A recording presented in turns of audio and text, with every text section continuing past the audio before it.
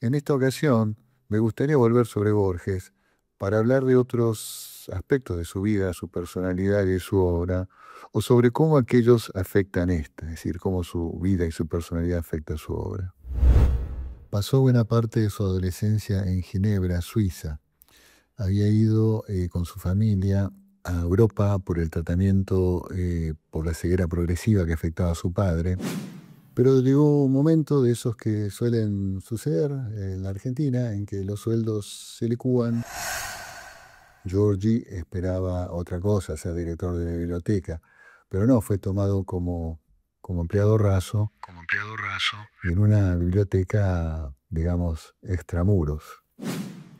He sabido que a Borges no le gustaba el fútbol, no lo entendía y en pocas palabras era una actividad que despreciaba. Apoyó a la Unión Democrática en contra de Perón, a quien muchos sectores, en particular sectores de la intelectualidad, asociaban al fascismo. Hola, esto es Mondo Edu. Mondo Edu.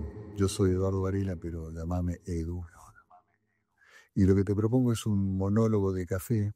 Esto es reflexiones, opiniones, historias sobre los más variados temas, expresados en un registro que va del rigor más o menos científico, periodístico, por un lado, al hablemos sin saber en el otro extremo. Esto es el registro típico de nuestras charlas de café. El registro típico de nuestras charlas de café. Y lo que aspiro es a que este monólogo de café se convierta en una conversación en la medida en que yo pueda obtener tu reacción a través de comentarios, críticas, oprobios y, por qué no, si es el caso, aliento y buena onda.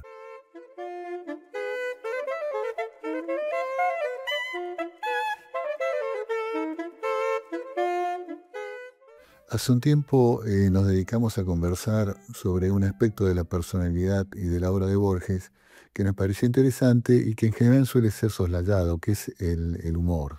En esta ocasión me gustaría volver sobre Borges para hablar de otros aspectos de su vida, su personalidad y de su obra, o sobre cómo aquellos afectan esta, es decir, cómo su vida y su personalidad afecta su obra.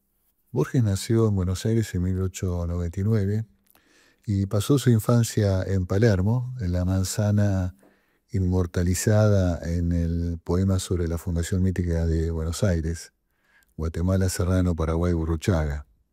Ahora hay una parte, creo que es de Serrano, que se llama Borges. Pasó buena parte de su adolescencia en Ginebra, Suiza. Había ido con su familia a Europa por el tratamiento por la ceguera progresiva que afectaba a su padre. En Europa los sorprendió la guerra y se refugiaron en esa ciudad suiza hasta la finalización de la Primera Guerra Mundial.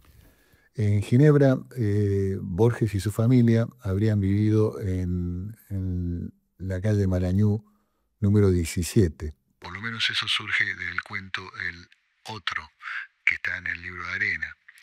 En ese cuento, el Borges anciano y consagrado está en Massachusetts, sentado frente al río Charles, y se encuentra con el joven Borges, que está en Ginebra, sentado frente al río Ródano, y mantienen una conversación. Para cerciorarse de que, como sospechaba, Borges anciano estaba hablando con él mismo, pero joven, le pregunta si vivía en esa dirección, en Malañú 17. Bueno, yo viví en Ginebra algunos años por mi trabajo. Y busqué esa dirección y me temo que no existe más, o no la encontré por lo menos. Y además decir que uno es muchos es un modo, digamos, jactancioso de decir que uno es nadie, que uno no es nadie. Y voy a hacer lo mismo, de hecho.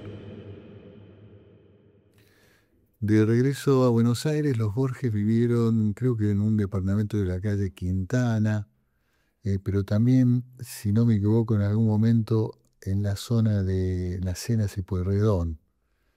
Y después vivieron muchos años él y su madre, doña Leonor, en el departamento de la calle Maipú 900. Sus padres, Jorge Guillermo y doña Leonor Acevedo, lo estimularon para que se dedicara a la literatura, visto su talento y su vocación.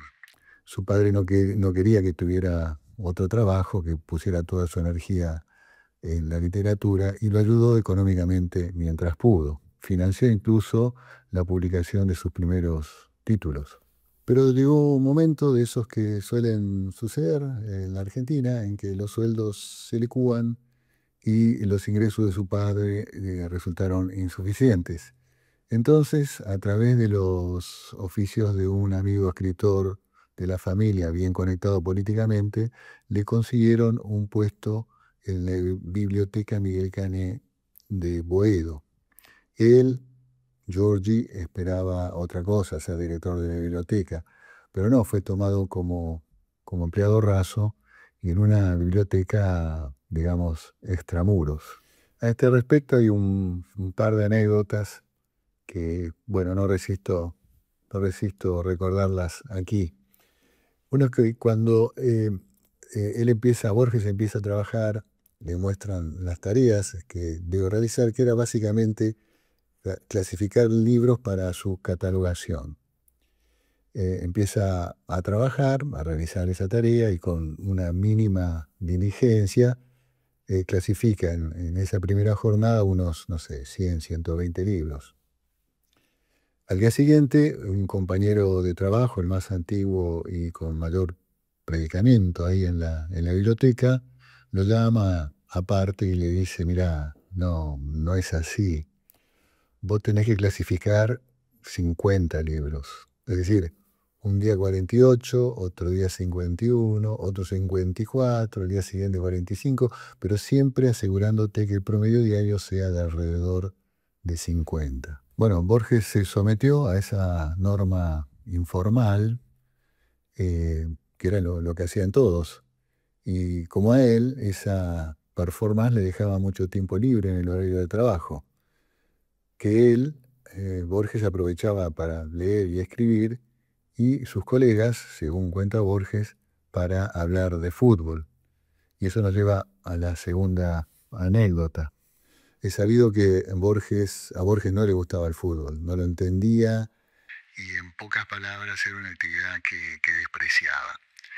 Pero ahí en la biblioteca eran todos futboleros y cuando le preguntaron de qué equipo era hincha, por una cuestión de solidaridad con el resto, hay que recordar que la biblioteca estaba en Boedo, se declaró hincha de San Lorenzo.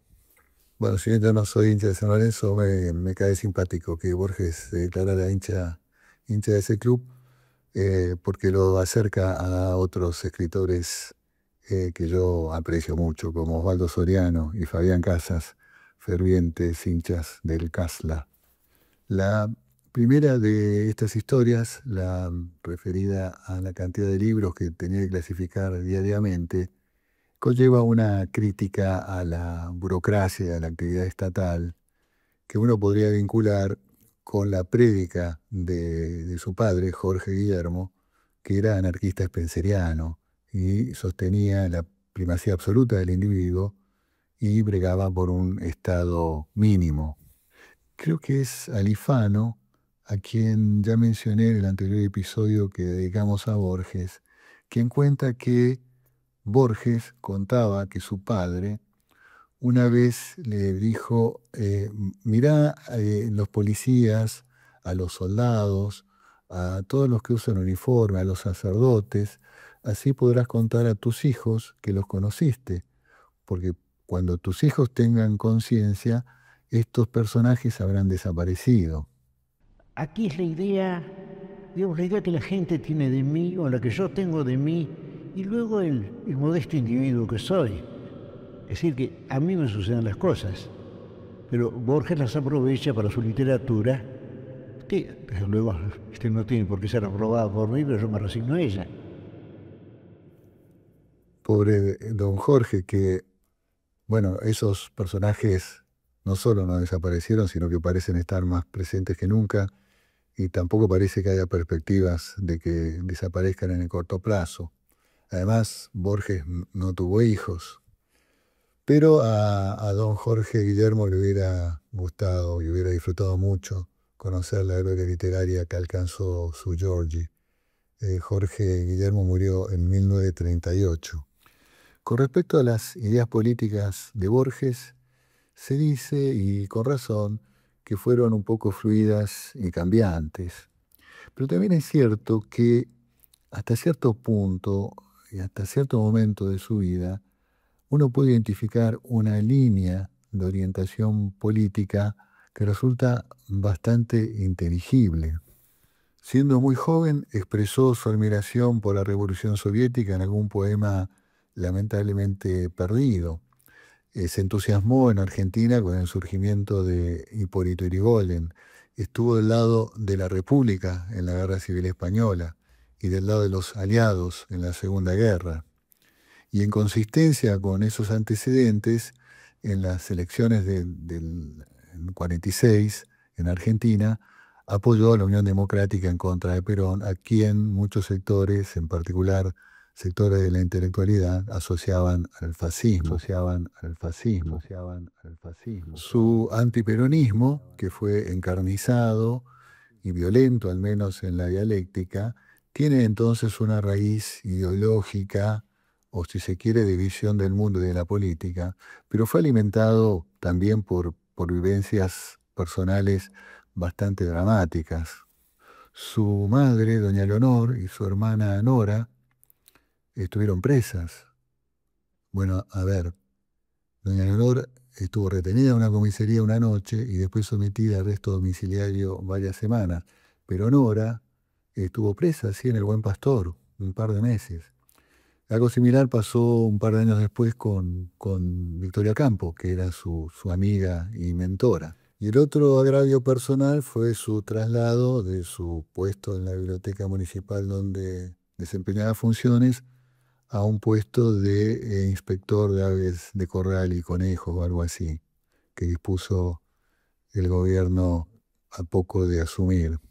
Soy desagradablemente sentimental, soy un hombre muy sensible. Ahora, cuando escribo, trato de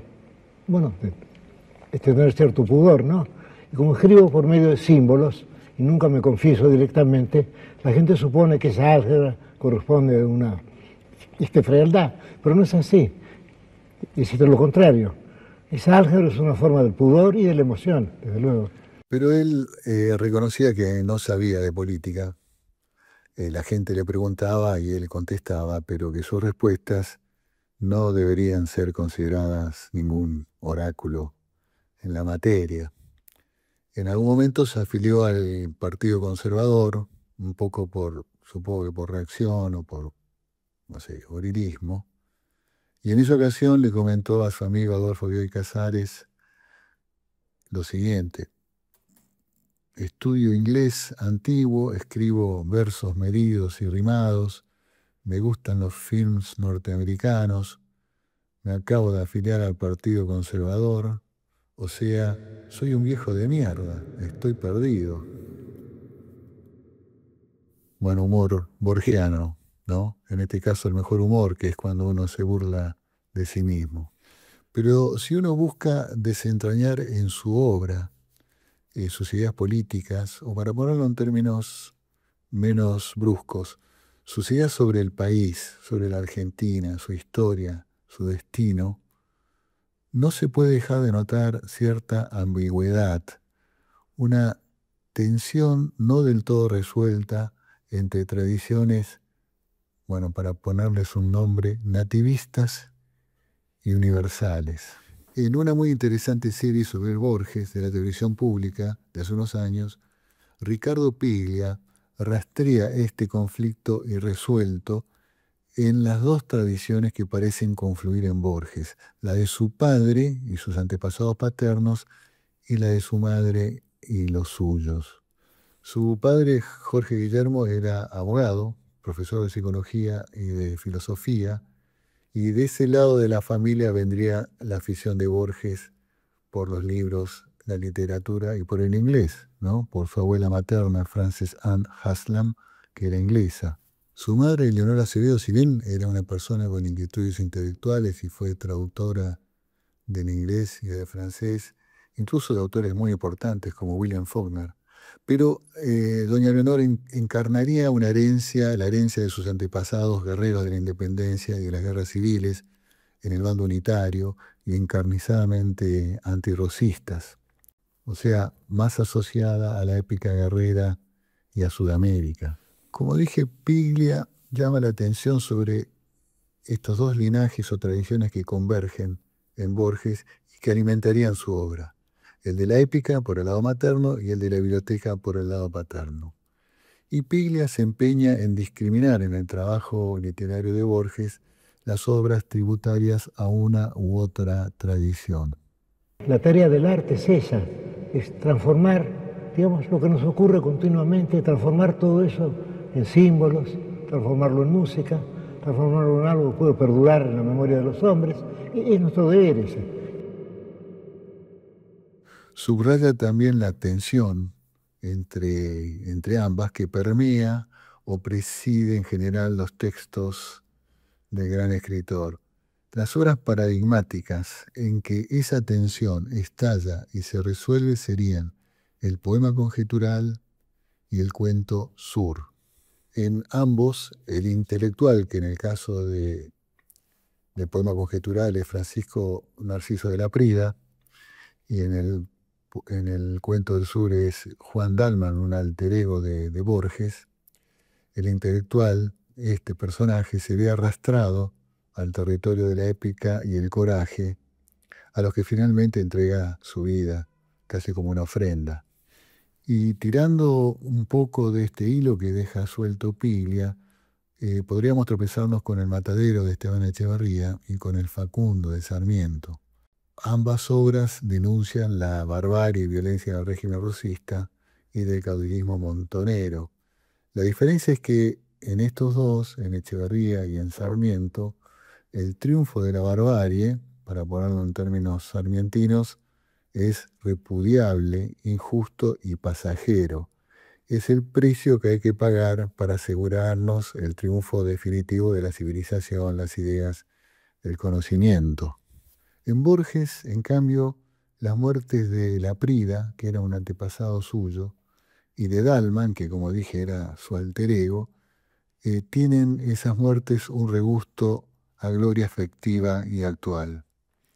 Ellos, la Prida y Dalman, se dejan llevar, es decir, caminan a sabiendas hacia el espacio terrible del barro y de los íntimos aceros, porque ni los muchos libros leídos, ni las leyes y los cánones estudiados pudieron contener el impulso atávico del destino sudamericano, como dice el poema conjetural, o la muerte a cielo abierto y acometiendo que hubiera elegido o soñado, como termina el cuento Sur.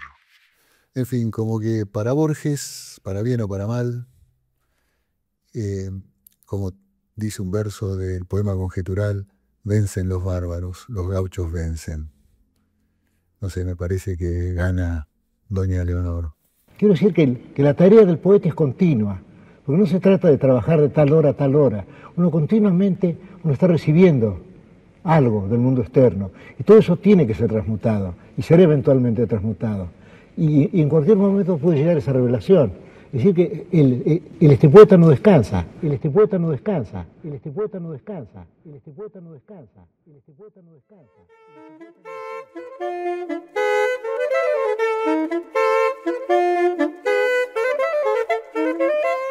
Bueno, si llegaste hasta acá, supongo que es porque esto más o menos te interesó, con lo cual, si es así, me siento legitimado como para pedirte que nos des like, que nos sigas en las redes sociales, donde anunciaremos otros encuentros similares a este.